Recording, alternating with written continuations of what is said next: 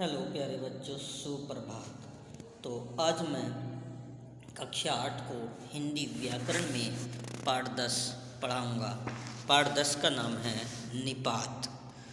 निपात क्या होता है? निपात निश्चित शब्द समूह अथवा पूरे वाक्य को अन्य भावार्थ प्रदान करने हेतु जिन शब्दों का प्रयोग होता है उन्हें निपात कहते हैं। क्या कहा? निश्चित शब्द समूह अथवा पूरे वाक्य को अन्य भावार्थ प्रदान करने हेतु निपात क्या होता है? निश्चित शब्द समूह अथवा पूरे वाक्य को अन्य भावार्थ प्रदान करने हेतु जिन शब्दों का प्रयोग होता है उन्हें निपात कहते हैं। ये सहायक शब्द होते हुए भी वाक्य के अंग नहीं माने जाते। वाक्य में इनके प्रयोग से उस वाक्य का स्पष्ट अर्थ अशुद्ध होता है, स्पष्ट अर्थ व्यक्त होता है। क्या कहा? वाक्य में इनके प्रयोग से उस वाक्य का स्पष्ट अर्थ व्यक्त होता है। शुद्ध अव्यय न होने के बाद भी इन्हें सामान्यतः अव्यय ही माना जाता है। इसका प्रयोग अधिकतर शब्द समूह के बाद होता है जो अव्यय किसी शब्द अथवा पद के बाद लगकर उसके अर्थ को विशेष बल देते हैं। उन्हें निपात या अवधारक अव्यय कहते हैं। यानी इसमें क्या कहा? अव्यय वे शब्द होते हैं जो किसी पद के अंत में लगकर उस पर विशेष बल देते हैं, तो उन्हें निपात कहते हैं। क्या आप इन्हें जानते हैं? क्या निपात है? क्या आप इन्हें जानते हैं? तो क्या शब्द क्या हुआ? निपात। इस वाक्य को एक मूर्ख भी जानता है भी निपात है। क्या है निपात? इसमें भी निपात कार्यों में है, जैसे प्रश्न करने में, अस्वीकृति प्रकट करने में, किसी शब्द पर बल देने के लिए, विस्मय प्रकट करने के लिए। यानी किसी शब्द पर बल देने के लिए है, विस्मय आश्चर्य प्रकट करने के लिए है, अस्वीकृति प्रकट करने के लिए है, प्रश्न करने के लिए। निपात के भेद हैं स्वीकारात्मक निपात, नकारात्मक निपात, आदरबोधक निपात, प्रसंगबोधक निपात, अवधारणा बोधक निपात, विस्मयादि बोधक निपात, तुलना बोधक निपात, बल प्रदायक निपात और निषेधात्मक निपात। अब निपात के महत्वपूर्ण उदाहरण। स्वीकारात्मक निपात। अब जितने भी निपात के भेद हुए अब सबका उनका एक एक उदाहरण देखते हैं। स्वीकारात्मक निपात, जी हाँ आदि। नकारात्मक निपात, जी नहीं, नहीं आदि। आदरबोधक निपात, जी आदि। प्रसंगबोधक निपात, क्या आदि। अवधारणा बोधक निपात, लगभग, करीब, ठीक आदि।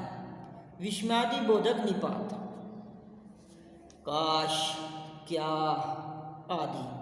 तुलना बोधक निपात, सा आदि।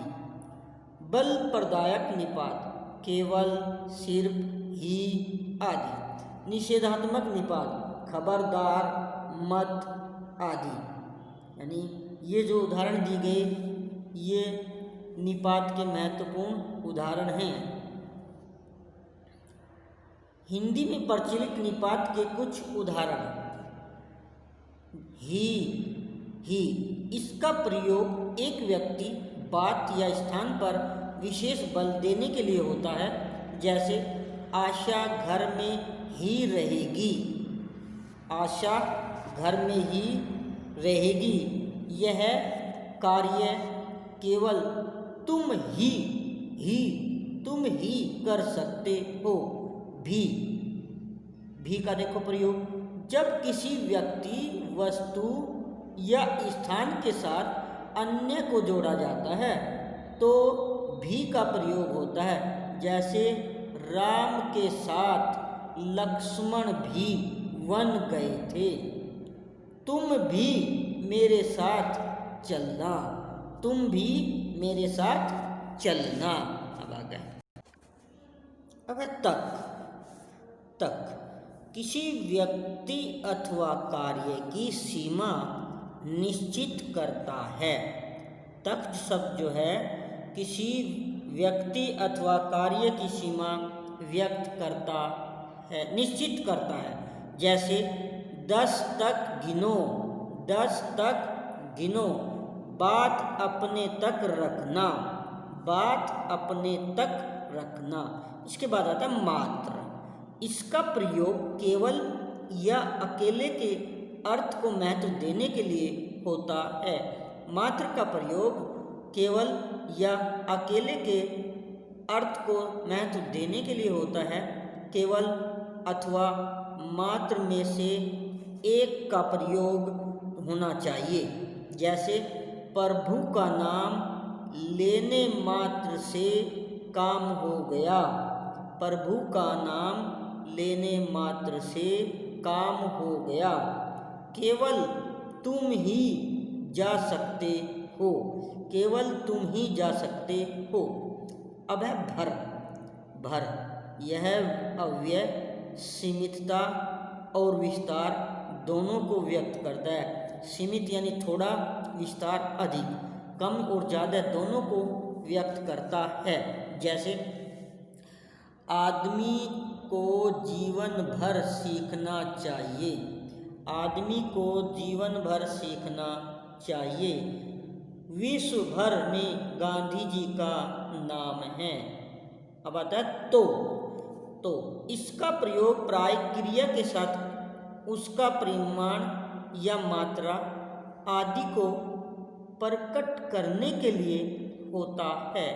जैसे वह तो चली गई, वह तो चली गई। राम पढ़ता तो है मगर भूल जाता है। राम पढ़ता तो है मगर भूल जाता है। तो बच्चों ये था पाठ, मैंने समझा दिया, पढ़ा दिया। आप भी इसको पढ़ें, समझें। अब इसका आओ दोहरा लें एक बार और फिर अभ्यास कार्य और प्रश्न उत्तर। जो अव्यय किसी शब्द अथवा पद के बाद लगकर उसके अर्थ को विशेष बल देते हैं उन्हें निपात कहते हैं। जो अव्यय किसी शब्द अथवा पद के बाद लगकर उसके अर्थ को विशेष बल देते हैं उन्हें अव्यय कहते, उन्हें निपात कहते हैं।